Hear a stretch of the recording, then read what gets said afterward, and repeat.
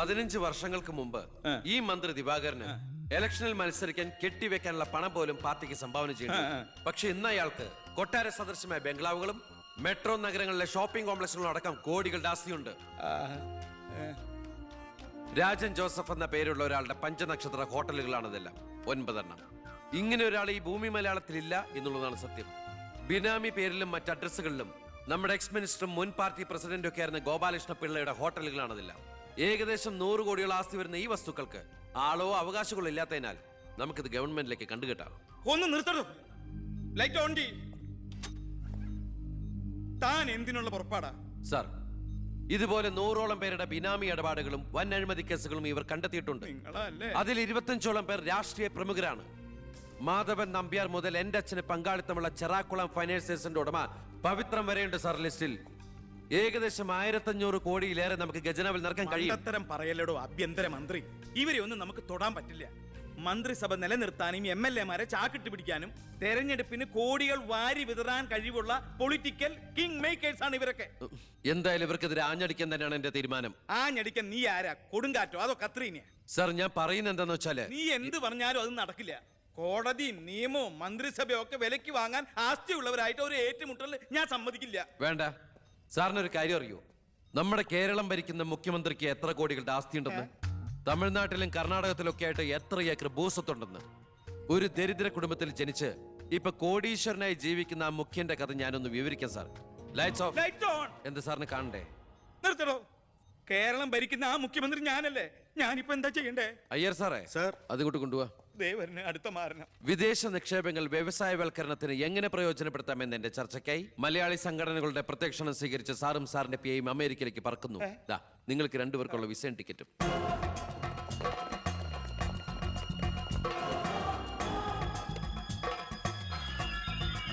ദിവാര സാറിന് കൂടുതലായിട്ട് എന്തെങ്കിലും പറയാനുണ്ടോ? എല്ലാം നോട്ട് ചെയ്തോളൂ. കിഴപ്പള്ളി സാർ ഒന്ന് സൈൻ ചെയ്യണം. Pratap, take it sir.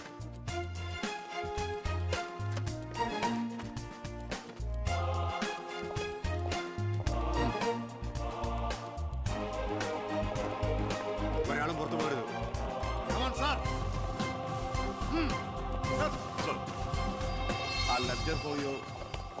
Mister Pavithran, we want search your office. എന്താ ഇതാ search warrant. Take a lock. ആ ലോക്കറിന്റെ കീ എടുക്ക്. ലോക്കർ തുറക്ക്.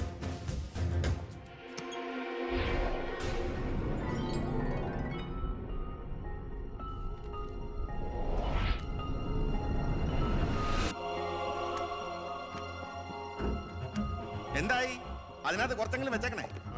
പാടൂ.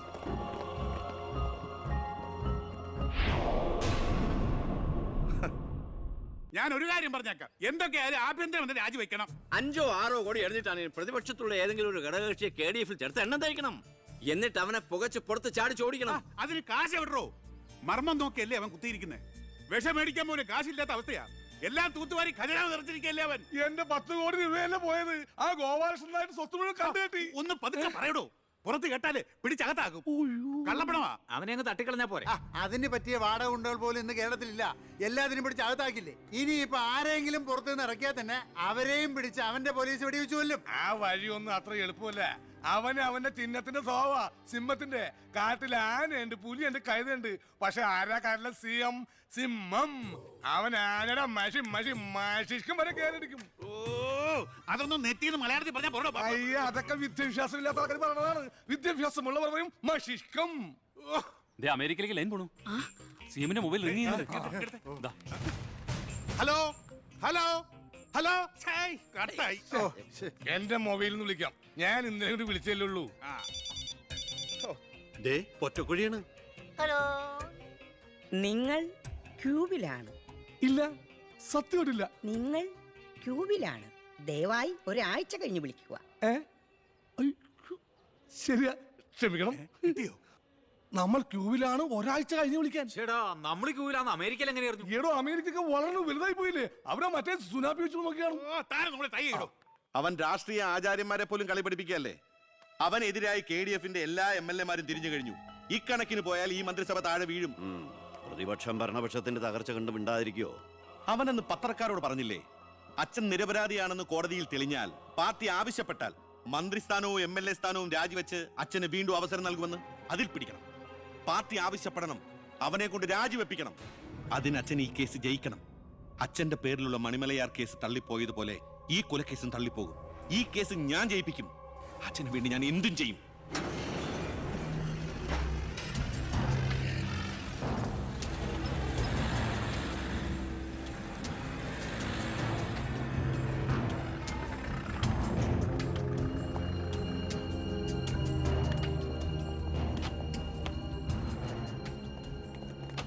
സാർ, ഇന്ന് രാവിലെയാണ് സംഭവം നടന്നത്. രാഷ്ട്രീയ വാക്കുതർക്കം മൂത്ത് സഹതടവുകാരൻ വെട്ടൂർ ശിവനെ കുത്തിക്കൊല്ലുകയായിരുന്നു സാർ. കൂർത്ത കമ്പി ഉപയോഗിച്ചാണ് പ്രതി കൃത്യം നടത്തിയത്. പ്രതിയെ കോടതിയിലേക്ക് കൊണ്ടുപോയിട്ടുണ്ട് സാർ.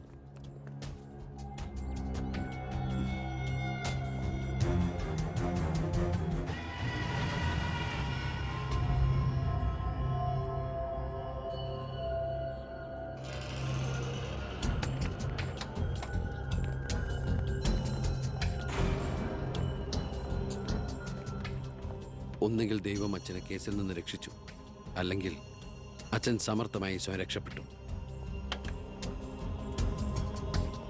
പ്രസാദ് വധക്കേസിൽ ഒന്നാം പ്രതി കൊല്ലപ്പെട്ട സാഹചര്യത്തിലും രണ്ടാം പ്രതിക്ക് ഒന്നാം പ്രതിയുമായുള്ള ബന്ധം സംശയാതീതമായി കോടതിക്ക് മുമ്പാകെ തെളിയിക്കാൻ പ്രോസിക്യൂഷന് കഴിയാത്തതിനാലും രണ്ടാം പ്രതി ബാലഗംഗാധര മേനോനെ കോടതി നിരുപാധികം വിട്ടയക്കുന്നു.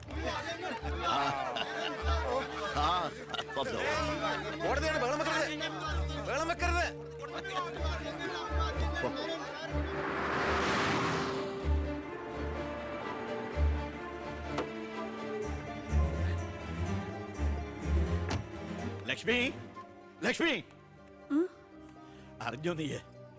ഞാൻ കേസ് ജയിച്ചടി. ഞാൻ നിരപരാധിയാണെന്ന് കോടതിക്ക് ബോധ്യായി. പത്രക്കാരുടെയും TV-ക്കാരുടെയും മുമ്പിൽ വെച്ച് നിന്റെ പുന്നാരമോൻ വീരവാദം മുഴക്കിയതല്ലേ ഞാൻ നിരപരാധിയാണെന്ന് തെളിഞ്ഞാൽ എനിക്ക് വേണ്ടി മന്ത്രിസ്ഥാനം രാജിവെച്ച് ഒഴിഞ്ഞോളാമെന്ന്. നീ ചെന്ന് പറയടി അവനോട് രാജിവെക്കാൻ. നിങ്ങൾക്ക് എന്താ ഭ്രാന്ത് പിടിച്ചോ? ഭ്രാന്തായിരുന്നടി, അധികാരം കയ്യില്ലാത്തന്റെ ഭ്രാന്ത്. എനിക്ക് അറിയാൻ പാടില്ലാണ്ട് ചോദിക്കുക. നിങ്ങൾക്ക് ഇതുവരെ മന്ത്രിയായി കൊതി തീർന്നില്ലേ? ഇല്ല, എന്റെ ഏറ്റവും വലിയ ലഹരിയ അധികാരം, മന്ത്രിസ്ഥാനം. മനസ്സിലാവില്ല നിനക്കൊന്നും. എനിക്ക് മന്ത്രിയായിട്ട് തന്നെ ജീവിക്കണം. മന്ത്രി കസേരയിൽ ഇരുന്ന് തന്നെ മരിക്കണം. നിനക്കറിയോ, അധികാരം നഷ്ടപ്പെട്ടത് മുതൽ മനസമാധാനത്തോടെ ഞാൻ ഉറങ്ങിയിട്ടില്ല. വീണ്ടും മന്ത്രിയാകുക എന്നുള്ള എന്റെ ഒരു വാശിയടി. നീ അവനോട് വാക്കുപാലിക്കാൻ പറയടി. ഇതൊക്കെ നേരിട്ട് ചെന്ന് പറഞ്ഞാ മതി. എന്താ നിനക്ക് പറഞ്ഞ? എന്നെ കൊണ്ട് പറ്റില്ല, അത്ര തന്നെ. ഓ, മന്ത്രിസ്ഥാനം പോയതോടെ നിനക്ക് എന്നെ വേണ്ടതായില്ലേ? എന്നെ അനുസരിക്കാൻ കഴിയില്ലെങ്കിൽ പൊയ്ക്കോ ആഭ്യന്തരമന്ത്രിയുടെ വീട്ടിലേക്ക്. ബാക്കിയുള്ള ജീവിതം മോന്റെ കൂടെ തന്നെ അവിടെ. അച്ഛാ, എന്താ അച്ഛാ ഇങ്ങനെ? അച്ഛനൊഴികെ ഈ നാട്ടിലെല്ലാവരും വാനോളം പുകഴ്ത്ത ഏട്ടനെ. ഇങ്ങനൊരു മന്ത്രിയെ കിട്ടിയതിൽ അഭിമാനിക്കുക. മക്കൾ തങ്ങളെക്കാൾ വലുതാവണമെന്ന് എല്ലാ അച്ഛനമ്മമാരുടെ ആഗ്രഹം. പക്ഷെ അച്ഛൻ അസൂയ.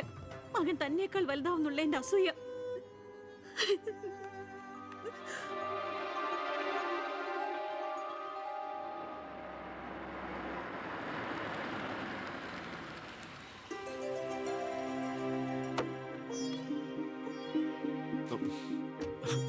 അമ്മേ, ശാരി, ഇത് ആരാ വന്നിരിക്കുന്നത് നോക്കിയേ. വാമേ. അമ്മേ, നീ പോയൊരു ചായ ഉണ്ടാക്കി കൊണ്ടുവാ. നിന്റെ കൈപ്പുണ്യം അമ്മ അറിയട്ടെ. വാമേ. അമ്മയ്ക്ക് ഇങ്ങോട്ട് വരാൻ അച്ഛൻ പെർമിഷൻ തന്ന നിലയ്ക്ക് അമ്മയുടെ ഈ വരവിന് എന്തോ ഒരു ലക്ഷ്യമുണ്ടല്ലോ. എന്താ എന്താ അമ്മയുടെ മുഖത്തിനൊരു വാട്ടം? ഇത് സന്തോഷിക്കേണ്ട സമയമല്ലേ? അച്ഛനാണെങ്കിൽ കേസെല്ലാം ജയിച്ചു, മകനാണെങ്കിൽ ഹോം മിനിസ്റ്റർ. ഞാൻ മാറി താമസിക്കുന്നു എന്നതൊഴിച്ചാൽ വേറൊരു പ്രശ്നവും ഞാൻ അമ്മയെ കാണുന്നില്ല. പറയമ്മേ, എന്താ പ്രശ്നം? എന്തിനാടാ നിനക്ക് ഈ മന്ത്രിസ്ഥാനം? നീ രാജിവെക്കണം. അപ്പോ അച്ഛൻ ഇതിനാണ് അമ്മ ഇങ്ങോട്ട് അയച്ചത്? നിന്നോട് യാചിക്കാൻ വേണ്ടിയാണ് ഞാൻ വന്നത്. അമ്മ എന്ത് പറഞ്ഞാലും ഞാൻ ഇതുവരെ അനുസരിച്ചിട്ടേ ഉള്ളൂ. പക്ഷേ ഈ കാര്യത്തിൽ അമ്മേനോട് ക്ഷമിക്കണം. ഇപ്പൊ ഞാൻ അമ്മയെ അനുസരിച്ച അത് എന്നെ ജയിപ്പിച്ചു വിട്ട ജനങ്ങളോട് ഞാൻ ചെയ്യുന്ന വഞ്ചനയായിരിക്കും. അത് തന്നെയല്ല, തുടങ്ങി വെച്ച ഒരുപാട് കാര്യങ്ങൾ എനിക്ക് പൂർത്തീകരിക്കാനുണ്ട്. അതുകൊണ്ട് തൽക്കാലം എനിക്ക് രാജിവെക്കാൻ നിർവാഹമില്ലെന്ന് അമ്മ ചെന്ന് അച്ഛനെ പറഞ്ഞ് മനസ്സിലാക്കണം. കുടുംബ ബന്ധങ്ങൾ മറന്ന് നീ മന്ത്രിയായിട്ടിരുന്ന നാട് നന്നാക്ക്. അച്ഛനും അമ്മയും നിനക്ക് വേണ്ടല്ലോ. അമ്മേ, ഞാൻ പറയുന്നത് നീ എന്നോട് മിണ്ടണ്ട.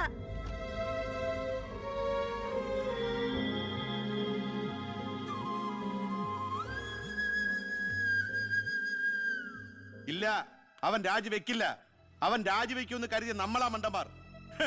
ചക്കരക്കുടത്തിലല്ലേ കൈയിട്ടിരിക്കുന്നത്. അധികാരത്തിന്റെ മത്ത് പിടിപ്പിക്കുന്ന സുഖം അവനും അനുഭവിച്ചു കഴിഞ്ഞു. ഇനി അച്ഛന് വേണ്ടി സ്വന്തം സുഖങ്ങൾ ഉപേക്ഷിക്കാൻ മാത്രം വിഡ്ഢിയൊന്നും അല്ലവൻ. സ്വന്തം കുടുംബത്തിൽ വരെ റെയ്ഡ് നടത്തി അവൻ പ്രശസ്തി പിടിച്ചു പറ്റിയില്ലേ? ഇപ്പൊ പത്രക്കാരും ചാനലുകാരും എന്തിന് പ്രതിപക്ഷം വരെ അവനെ പൊഴുത്തുകയല്ലേ? അവൻ നാട് നന്നാക്കുക എന്തു വേണമെങ്കിലും ആയിക്കോട്ടെ, പക്ഷെ നമ്മുടെ കുടുംബത്തിൽ ഒരു അംഗമെന്ന ഒരു പരിഗണന ഇനി അവന് കൊടുക്കാൻ പാടില്ല. അച്ഛന്റെ മനസ്സറിയാൻ കഴിയാത്തവന് പടിക്ക് പുറത്താ സ്ഥാനം. അച്ഛൻ നോക്കിക്കോ, ഈ ചിറ്റാരിക്കര മണ്ഡലത്തിൽ വീണ്ടും ഒരു ഇലക്ഷൻ ഉണ്ടാവും അച്ഛന് മത്സരിക്കാൻ വേണ്ടി. അച്ഛൻ മുഖ്യമന്ത്രിയാകുന്നത് എനിക്ക് കാണണം. എങ്ങനെ? പുരയ്ക്കുമേതെ ചാഞ്ഞു നിൽക്കുന്നത് പൊന്നു കായ്ക്കുന്ന മരമാണെങ്കിൽ പോലും അത് വെട്ടിക്കളയണമെന്ന പ്രമാണം.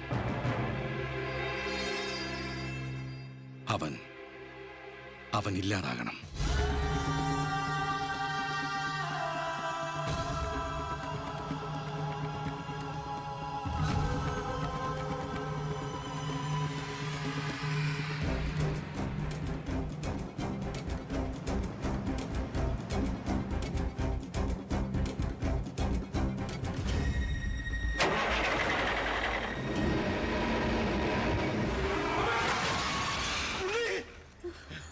എന്താ? എന്തു പറ്റി?